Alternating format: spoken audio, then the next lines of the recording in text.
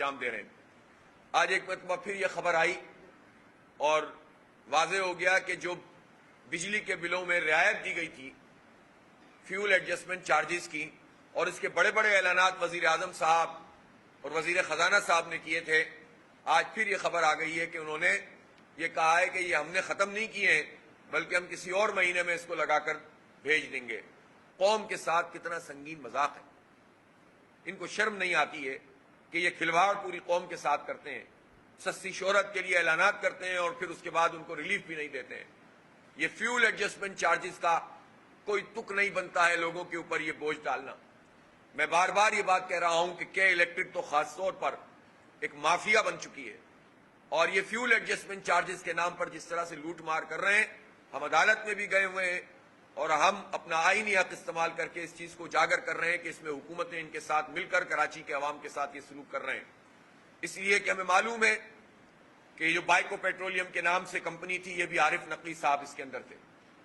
وزیر اعظم نواز شریف صاحب نے اس کا افتتاح کیا تھا ان کے ساتھ مل کر۔ عجیب بات ہے کہ جب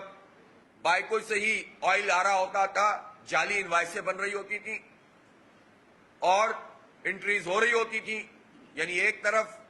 ابراج کیپٹل کا فاؤنڈر سی او جو کے الیکٹرک کا مالک ہے، اس کا میجر شیئر ہولڈر ہے، اور دوسری طرف وہی فرد اس کو سپلائی کرنے والی ایک کمپنی کا بھی جو ہے وہ سب کچھ ہے، تو کنفلکٹ آف انٹرسٹ ہی نہیں، کرپشن کا ایک اڈا بنا ہوا تھا۔ اور عارف نقوی ایسا معاملہ ہے کہ جس میں نہ پی ٹی آئی کچھ بولے گی، نہ نون لیگ کچھ بولے گی، نہ پیپلز پارٹی کچھ بولے گی، نہ ایم کیو ایم کچھ بولے گی، سبھی اس سے فیضیاب ہوتے ہیں، بڑے بڑے ایماندار عارف نقوی کے سے فیضیاب ہوتے ہیں۔ یہ کیسی ایمانداری اور دیانتداری ہے کہ آپ کے الیکٹرک کے خلاف نہ عمران خان نے کچھ کیا، نہ نواز شریف نے کچھ کیا، نہ زرداری نے کچھ کیا، بلکہ سب نے اس کو سہولت پہنچائی، جواب بھی نہیں دیتے ہیں۔ جب پوچھا جائے پی ٹی آئی سے کہ جسٹس وجی صاحب کی بات کا آپ جواب کیوں نہیں دیتے، انہوں نے کہا کہ آپ نے کے الیکٹرک کے خلاف پی ٹی آئی کو احتجاج کرنے سے روکا حکومت نے، اور اس وقت کے چیئرمین صاحب پارٹی چیئرمین نے، جب وہ جانا چاہتے تھے وجی صاحب ان کے احتجاج میں ملازمین کے، اور یہ کہا گیا کہ چونکہ دبئی میں ابراج کیپٹل یا کے الیکٹرک کے جو مالک ہیں ہمیں فنڈز کرتے ہیں تو آپ نہ جائیں کے الیکٹرک انتظامیہ کے خلاف احتجاج میں، تو اس کا جواب آج تک نہیں دے سکی پی ٹی آئی، اور انہوں نے اپنے پورے 3.5 پونے 4 سال کے رویے سے ظاہر کیا کہ وہ کے الیکٹرک مافیا کے سپورٹر تھے، اور آج بھی ہیں۔ آج بھی ان کے بڑے بڑے رہنما یہ کہتے ہیں کہ کے الیکٹرک سب سے اچھا دائرہ ہے، آج بھی وہ اس کو سپورٹ کرتے ہیں۔ جب کیس گیا سپریم کورٹ میں تو وہاں پر اسد عمر صاحب اور رزاق داؤد صاحب اور اسی طرح کے ان کے وزیر یہ سارے چیمبر میں گئے جج صاحب کے، اور کہا کہ ان کی ایکسکلوزیوٹی ختم نہ کریں، ان کا لائسنس ختم نہ کریں۔ کیوں گئے بھائی آپ؟ ایک مافیا ہے جو خون نچوڑ رہی ہے کراچی کے لوگوں کا، اور آپ کے دعوے ایمانداری کے ہیں اور آپ اس مافیا کو سپورٹ کر رہے ہیں کراچی کے لوگوں کے خلاف۔ تو اس لیے یہ معاملہ ایسا ہے کہ جس پر جو ہے وہ سب کو ایکسپوز بھی کرنا چاہیے، تاکہ پتہ چل جائے کہ کراچی کے لوگوں سے بھر بھر کے ووٹ لینے والے کراچی کے لوگوں کے ساتھ کیا سلوک کرتے ہیں، کہتے کچھ ہیں کرتے کچھ ہیں۔ 50 ارب روپے تو پیپلز پارٹی نے معاف کر دیے تھے پچھلے شیئر ہولڈرز کے، جو لائبلٹیز تھی ان کی 2009 میں،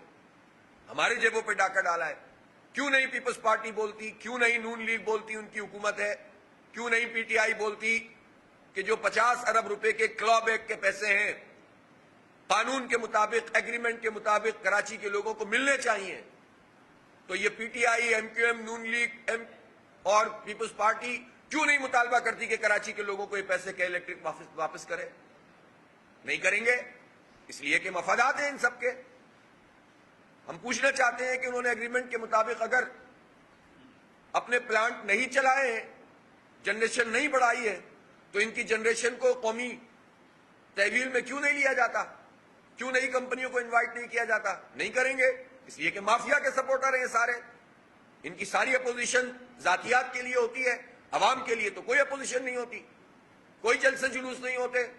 کوئی ایک چیز بتا دیں آپ، کسی پارٹی نے کے الیکٹرک مافیا کے خلاف کراچی میں کوئی بڑی چیز کی ہو؟ ایک جماعت اسلامی ہے جو الحمدللہ ان مافیات سے لڑ رہی ہے، اور ہم فیول ایڈجسٹمنٹ چارجز کے نام پر جو دھندا ہے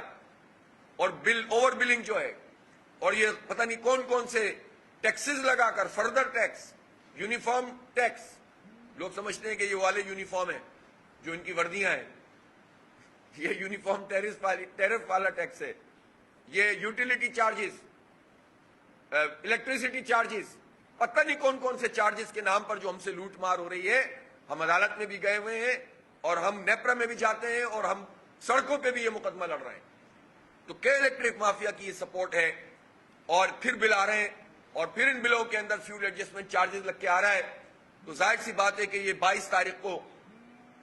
کیس لگا ہوا ہے. ہم اس کا انتظار کریں گے. اگر ہمیں عدالت سے ریلیف نہیں ملا جس کی ہم توقع کرتے ہیں، ہمیں اچھا سائن ملا تھا پچھلی ہیئرنگ میں جس میں جج صاحب نے سنا بھی تھا ہمیں،